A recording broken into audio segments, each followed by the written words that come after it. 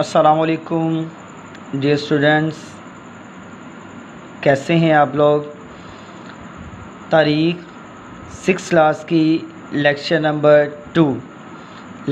2 start کرنے سے پہلے آپ ہمارے channel AMS science high school YouTube channel کو سبسکرائب کر لیں اور بیل کا بٹن بھی دبا دیں تاکہ مزید آنے والے لیکچر بآسانی آپ تک پہنچ سکیں۔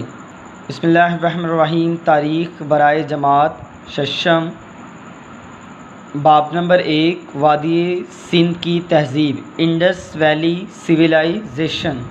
لیکچر نمبر 1 میں ہم نے پیج نمبر 4 کے لاسٹ تک ریڈنگ دیکھ لی تھی۔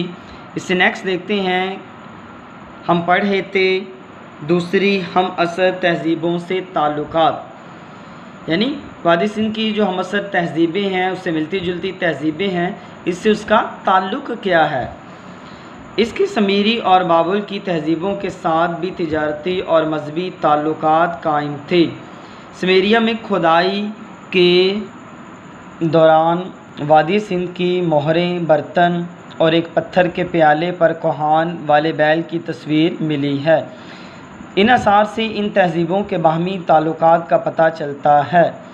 عراق کے مختلف مقامات سے جو تختیاں ملی ہیں ان سے پتہ چلتا ہے کہ لوگ تجارتی سامان وادی سندھ سے لے جایا کرتے تھے۔ چیزوں کے تبادلے کے سلسلہ میں لین دین کے معاہدے بھی موجود تھے۔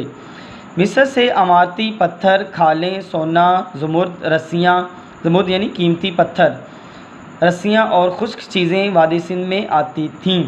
ان چیزوں کے بدلے میں برتن، اون اور لکڑی مصر بھیجی جاتی تھیں۔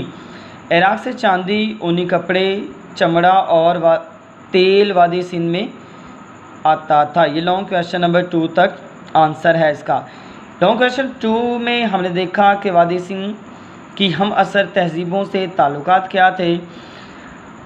فرسٹ آف آل تو ہم نے یہ تہذیبیں دیکھی، مصر تھی، میسوپوٹیما تھی، سمیری تھی، اور اس میں وادی سندھ کی تہذیب بھی شامل ہے۔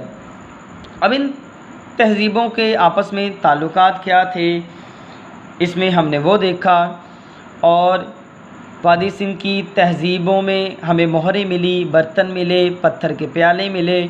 ان کے تعلقات آپس میں کیا تھے، لین دین کیسا تھا، اور ان کی اشیاء کیسی تھی، ان کا رہن سہن کیسا تھا، اور ان کا لباس کیسا تھا۔ یہ ہم نے لانگ کویشچن نمبر 2 میں دیکھا۔ نیکسٹ پڑھتے ہیں، میسوپوٹیما عراق کے وادی سندھ کے ساتھ تجارتی تعلقات قائم تھے۔ ان کے درمیان فنون اور دستکاریوں کا تبادلہ ہوتا تھا۔ تجارت مال کے بدلے مال کے اصول پر قائم تھی۔ وادی سندھ کی تجارت میسوپوٹیما کے علاوہ دریائے گنگا کے وسیع اور عریض علاقوں میں پھیلی ہوئی تھی۔ کسان اشیاء اور اجناس کی برآمد سے اضافی آمدنی حاصل کیا کرتے تھے، جس میں کپاس اور اون کے علاوہ دستکاریاں وغیرہ شامل تھیں۔ حکومت تجارتی لین دین کی نگرانی کرتی تھی اور اس کے لیے سرکاری مہروں کا استعمال کیا جاتا تھا، جن پر مخصوص جانوروں کی تصاویر بنی ہوتی تھیں۔ مصر کے ساتھ سونا، چاندی، تانبا اور ہاتھی دانت کی تجارت ہوتی تھی۔ سمندری تجارت اور سفر بڑی کشتیوں یا لکڑی کے بنے ہوئے جہازوں پر ہوتا تھا۔ یہاں محصولات ادا کرنے کا نظام بھی رائج تھا۔ محصولات یعنی ٹیکس، جو ٹیکس ادا کیا جاتا تھا گورنمنٹ کو، وہ بھی وادی سندھ کے نظام میں شامل تھا۔ اب لانگ کویشچن نمبر 3 کا بھی آنسر ہمارا یہاں سے سٹارٹ ہوگا۔ وادی سندھ کے لوگوں کے مذہبی عقائد کیا تھے، یعنی وادی سندھ میں جو لوگ رہتے تھے ان کا مذہب کیا تھا، اس کے بارے میں ہم ڈیٹیل سے پڑھیں گے۔ کسی بھی تحریر سے وادی سندھ کی تہذیب کے مذہب کا اندازہ نہیں لگایا جا سکا، البتہ مہروں پر دیوی اور دیوتاؤں کی تصویریں ملی ہیں، جن سے ثابت ہوتا ہے کہ وہ مورتیوں اور دیوتاؤں کی پوجا کرتے تھے۔ یعنی وادی سندھ کے لوگ بت پرست تھے، بتوں کی پوجا کیا کرتے تھے۔ مٹی کے بت بھی پوجنے کے لیے بنائے جاتے تھے۔ لوگ درختوں کو متبرک خیال کرتے تھے۔ یہاں حیوانوں کی پرستش کا رواج تھا، یعنی حیوانوں کی پوجا کی جاتی تھی، حیوانوں کو مانا جاتا تھا۔ مٹی کے بت بھی پوجنے کے لیے بنائے جاتے تھے۔ لوگ درختوں کو متبرک خیال کرتے تھے۔ یہاں حیوانوں کی پرستش کا بھی رواج تھا۔ جانوروں میں بیل، گینڈے، شیر اور ہاتھی کی تصاویر ملی ہیں۔ وادی سندھ کے لوگ اپنے مردوں کو دفن کرنے کے علاوہ جلاتے بھی تھے۔ معاشرتی نظام اور اس کے نمایاں خد و خال، یعنی اس کی بناوٹ کیا ہے۔ وادی سندھ کی تہذیب کی زندگی کا دار و مدار ایک باقاعدہ انتظامیہ کے تحت چلایا جاتا تھا۔ وزن اور ناپ تول درست اور معیاری رکھنے پر زور دیا جاتا تھا۔ صفائی کرنے والے ملازم گلیوں اور راستوں کو صاف ستھرا رکھتے تھے، جیسے کہ آج کل ہمارے دور میں خاکروب جو کہ گلیوں سڑکوں کو صاف ستھرا رکھتے ہیں اور کوڑا وغیرہ اٹھاتے ہیں، تو وادی سندھ کے معاشرتی نظام میں بھی یہ نظام موجود تھا۔ یہاں کا معاشرہ مختلف حصوں میں بٹ چکا تھا۔ اس کا اندازہ ہمیں شہر کی منصوبہ بندی سے ہوتا ہے، جس میں اوپر والے حصے میں عمرا یعنی امیر لوگ اور بارسوخ لوگ رہا کرتے تھے، جن کے گھر بڑے ہوتے تھے۔ ملازموں کے لیے علیحدہ کوارٹرز ہوا کرتے تھے، جہاں پہ ملازم زندگی گزارتے تھے، رہتے تھے۔ لوگوں کی اکثریت غریب تھی، یعنی زیادہ تر عوام غریب تھے۔ اس شہر کے نچلے حصے میں چھوٹے مکانوں میں رہتے تھے۔ کسان گاؤں میں رہا کرتے تھے، جبکہ خانہ بدوش جنگلوں اور میدانوں میں مویشیوں کے ریوڑوں کے ساتھ پھرا کرتے تھے۔ خانہ بدوشوں کا ٹھکانہ مستقل نہیں ہوتا، یہ ایک جگہ پہ اپنی زندگی نہیں گزارتے، کچھ عرصہ گزارنے کے بعد وہاں سے ہجرت کر جاتے ہیں۔ کاریگر اور تاجر بھی شہروں میں رہتے تھے۔ شہروں میں بڑے بڑے محلات، مندر اور مقبرے دیکھنے میں نہیں آئے۔ مردوں اور عورتوں کے درمیان کام تقسیم کیے گئے تھے۔ عورتیں آٹا پیستیں، کپڑا تیار کرتیں، مویشیوں کی دیکھ بھال کرتی تھیں، جبکہ مردوں کا پیشہ تجارت کاری، کاشتکاری، تجارت اور صنعت کاری تھا۔ وادی سندھ میں کپاس کی کاشت ہوتی تھی۔ کپڑا بننے کی تکلیاں بھی گھروں سے ملی ہیں، جو اس بات کی شاہد ہیں کہ کپڑا بننا بھی ان لوگوں کا پیشہ تھا۔ مٹی کی مورتیاں اور ان پر بنے کپڑوں کے نقوش پارچہ بافی کی صنعت کا پتہ دیتے ہیں۔ عورتیں آرائش کے لیے ہار، مالائیں، چوڑیاں پہنتی تھیں، وہ لہنگا بھی پہنتی تھیں، مرد شال اوڑھتے تھے۔ اب لوگوں کویشچن نمبر میں ہم نے دیکھا کہ وادی سندھ کی جو معاشرتی زندگی تھی اس میں کیا تھی۔ امیر لوگ اچھلے طبقے میں رہتے تھے، زیادہ غریب لوگ تھے، کچے مکانوں میں رہتے تھے، خانہ بدوش تھے، میدانوں میں مویشیوں کے ساتھ جو ریوڑوں کے ساتھ زندگی گزارتے تھے۔ مردوں اور عورتوں کے مختلف کاموں کے بارے میں۔ رسم الخط، وادی سندھ کے لوگ لکھ پڑھ سکتے تھے۔ ان کا رسم الخط بہت دلچسپ اور پیچیدہ ہے۔ اس عہد میں لکھنے کا ایک اعلیٰ نظام وضع کیا گیا تھا، جس میں 400 علامات تھیں۔ اسے تاجر، فوجی اور سیاسی افراد استعمال کرتے تھے۔ آثار قدیمہ کے ماہرین ابھی تک ان علامات کے معنی تلاش نہیں کر پائے، یعنی جو علامات ملی ہیں اس کے ابھی تک معنی، اس کے مطلب ہمیں ابھی تک پتہ نہیں چلا۔ البتہ بعض نے خیال ظاہر کیا ہے کہ یہ تحریریں ایک سے زیادہ زبانوں پر مشتمل ہیں۔ جب تک کوئی ماہر اس تہذیب کے رسم الخط اور الفاظ پڑھ نہیں لیتا، اس وقت تک اس تہذیب کے کئی گوشے چھپے رہیں گے۔ زراعت، لانگ کویشچن نمبر 4 کا آنسر بھی یہاں سے شروع ہوگا۔ وادی سندھ کی زمین زرخیز تھی، یعنی زیادہ پیداوار دینے والی تھی۔ اس کی دولت کا انحصار زراعت اور تجارت پر تھا۔ یہ مختصر سوال کا جواب بھی ہے۔ وادی سندھ کی تہذیب کی اکثریت کاشتکاروں پر مشتمل تھی، جنہوں نے جنگلات کاٹ کر زمین کو کاشت کے قابل بنایا۔ موسمی بارشوں کی وجہ سے یہاں فصلیں خوب ہوتی تھیں۔ کاشتکاری کے لیے لوگ دریاؤں پر پشتے بنا کر پانی روک لیتے تھے، یعنی پل بنا کر۔ یہاں کی بستیوں سے فصلوں کے جو آثار ملے ہیں، ان کی بنیاد پر کہا جا سکتا ہے کہ وادی سندھ میں گیہوں، باجرہ، جو، دالیں، مٹر، جوار، تل، چاول، السی، سرسوں اور کپاس پیدا ہوتی تھیں۔ پھلوں میں کھجور، خربوزہ اور انگور کے آثار ملے ہیں۔ تو یہ لانگ کویشچن نمبر 4 کا آنسر ہاف یہاں تک تھا کہ زراعت کیا ہے، یعنی وہ کون کون سی فصلیں اگاتے ہیں۔ پرامن معاشرہ، شہروں کی کھدائی سے بڑے ہتھیاروں کی بہت کم تعداد ملی ہے۔ حکمران بھاری فوج یا پولیس نہیں رکھتے تھے، ان کے اپنی ہم عصر تہذیبوں اور ہمسایوں کے ساتھ تعلقات پرامن اور بنیادوں پر قائم تھے۔ کھدائی کے دوران جو معمولی ہتھیار ملے ہیں ان میں صرف شکار ہی کیا جا سکتا ہے۔ اس سے اندازہ ہوتا ہے کہ لوگ پرامن زندگی بسر کرتے تھے۔ اس معاشرے میں قتل و غارت گری کے بارے میں بھی کوئی شواہد نہیں ملا، یعنی کسی نے گواہی نہیں دی۔ بیل کی موجودگی، مویشی ان کی زندگی کا حصہ تھے۔ وادی سندھ میں بیلوں کے ڈھانچے بڑی کثرت سے ملے ہیں، جس سے اندازہ ہوتا ہے کہ بیلوں کو پالنے کا عام رواج تھا۔ بیل ان کے نزدیک اہم ترین جانور تھا۔ بیل کی تصویر والی بے شمار مہریں اور مٹی کے کھلونے ملے ہیں۔ لوگ بیل کو بار برادری یعنی بوجھ اٹھانے کے لیے بھی استعمال کیا کرتے تھے۔ لانگ کویشچن نمبر 4 کا بقیہ حصہ یہاں سے سٹارٹ ہوگا۔ وادی سندھ کے شہروں، تجارتی سرگرمیاں میں دیکھیں گے۔ وادی سندھ کے شہروں اور دیہاتوں کے درمیان زرعی اجناس اور معدنیات کی تجارت ہوتی تھی۔ اندرونی تجارت بیل گاڑیوں کے ذریعے ہوتی تھی۔ وزن اور پیمائش کے باج بھی ملے ہیں جو چوکور شکل میں پتھر کے بنے ہوئے تھے۔ لانگ کویشچن نمبر 4 کا آنسر یہاں تک۔ نیکسٹ، شہری منصوبہ بندی اور طرز تعمیر، یعنی شہروں کو بنانے کے لیے انہوں نے کیا منصوبہ بندی کی تھی اور عمارتیں تعمیر کرنے کا کیا طریقہ کار تھا۔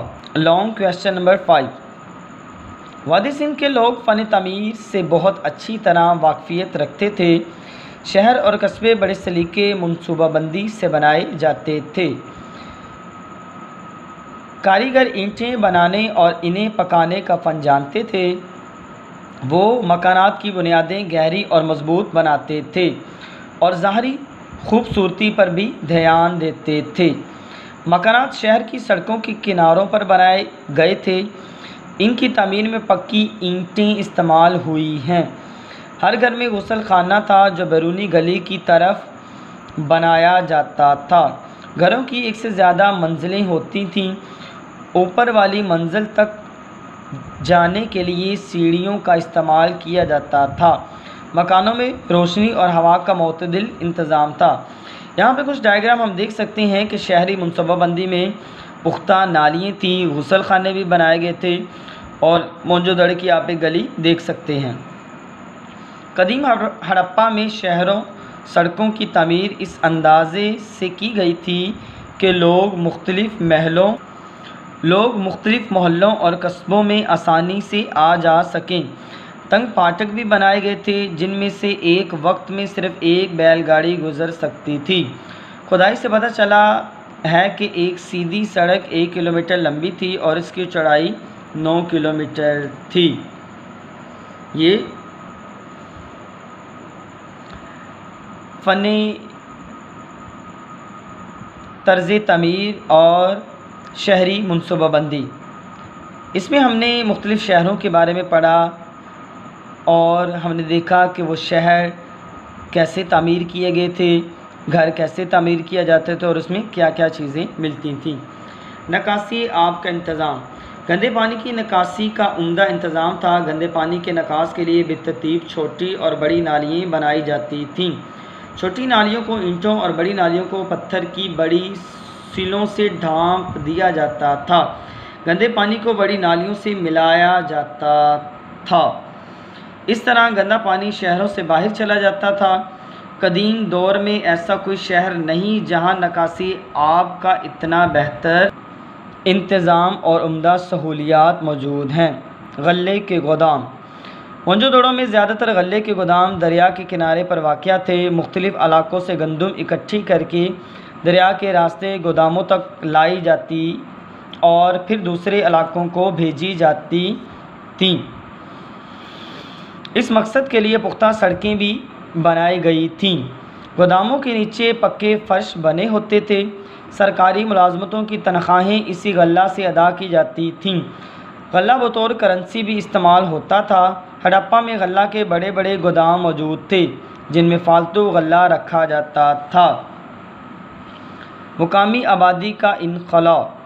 وادی سندھ کے لوگ مہذب، پرامن اور ترقی یافتہ تھے۔ آریہ حملہ آوروں نے ان کی شاندار تہذیب کو تباہ کر دیا۔ آریہ جنگجو قسم کے لوگ تھے، ان کے پاس جنگی گھوڑے اور بہترین اوزار تھے۔ جب آریاؤں نے وادی سندھ کے لوگوں پر حملہ کیا تو وہ ان کا مقابلہ نہ کر سکے۔ آریہ یہاں کے باشندوں کو جنوب مشرق کی طرف دھکیل کر ان کے علاقوں پر قابض ہو گئے۔ وادی سندھ کے لوگ تو پرامن لوگ تھے، لیکن آریہ لوگ جنگجو تھے۔ اب ان کے پاس وہ جنگی ہتھیار، ساز و سامان موجود تھا۔ وہ بہادر تھے۔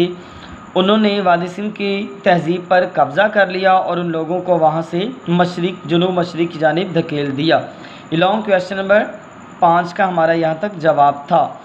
وادی سندھ کی تہذیب کا زوال کیسے آیا؟ وادی سندھ کی تہذیب درجہ بدرجہ ترقی کرتی ہوئی ایک شاندار مقام تک پہنچی۔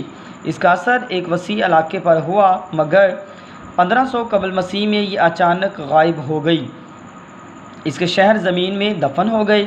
اس کا فنون لطیفہ، مذہب، تہذیب نظروں سے اوجھل ہو گیا۔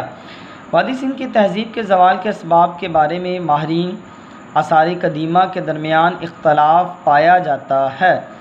قیاس کیا جاتا ہے کہ اس کے زوال میں اندرونی اور بیرونی دونوں عوامل کا دخل تھا۔ کچھ ماہرین کا خیال ہے کہ یہ تہذیب قدرتی آفات مثلاً زلزلے اور سیلاب وغیرہ سے ختم ہوئی۔ بعض ماہرین کے خیال میں وبائی امراض کے پھیلنے سے وادی سندھ کی تہذیب کا اختتام ہوا، یعنی وادی سندھ کی تہذیب ختم ہو گئی۔ ایک رائے یہ ہے کہ اس کی وجہ خشک سالی تھی، یعنی بارشوں کا نہ ہونا اور فصل کا نہ پیدا ہونا، کیونکہ جب دریاؤں نے راستہ بدلا تو پانی کی فراہمی ممکن نہ رہی اور یہ علاقہ بنجر ہو گیا۔ دریاؤں کے کناروں پر آباد شہر بھی اجڑ گئے۔ کچھ ماہرین کی رائے ہے کہ لوگوں نے زمین پر بہت زیادہ کاشت کی، جنگلوں کو کاٹ کر علاقے کی زرخیزی کو ختم کر دیا، جانوروں کے لیے چراگاہیں ختم ہو گئیں۔ بعض ماہرین کا خیال ہے کہ میسوپوٹیمیا اور دوسری ہم عصر تہذیبوں سے تجارت ختم ہو گئی، اس وجہ سے آمدنی کا ایک بڑا ذریعہ باقی نہ رہا۔ جب شہر بستیاں اجڑ گئیں تو لوگ ہجرت کر کے دوسری جگہوں پر چلے گئے۔ اب اس میں وادی سندھ کی تہذیب میں ہم نے چند آثار پڑھے کہ وادی سندھ کی تہذیب کے زوال کے چند آثار یہ تھے کہ بعض اوقات ایسا ہوا کہ قدرتی آفات آ گئی، مثلاً زلزلہ آ گیا، سیلاب آ گئے، جس کی وجہ سے یہ تہذیبیں ختم ہو گئی۔ اور ایک رائے یہ بھی لی جاتی ہے کہ وہاں پہ بارشیں بہت کم ہوئی یا نہ ہونے کے برابر ہوئیں، جس سے ان کی فصلیں کاشت نہ ہو سکیں۔ دوسری بات یہ بتائی جاتی ہے کہ وہاں انہوں نے بہت زیادہ جنگلوں کو کاٹا، جس کی وجہ سے ان کی زرخیزی ختم ہو گئی، چراگاہیں ختم ہو گئی اور اس کی تہذیب کا زوال شروع ہو گیا۔ پیارے بچوں لیکچر نمبر 2 میں ہم نے تاریخ 6 کلاس کی تاریخ چیپٹر نمبر 1 کے پیج نمبر 5 تا 9 تک ریڈنگ، ممکنہ سوالات کے جوابات، مختصر سوالات اور لانگ کویشچن دیکھے۔ آپ نے ان کویشچنز کے نشان بھی لگانے ہیں اور انہیں یاد بھی کرنا ہے۔ اللہ حافظ۔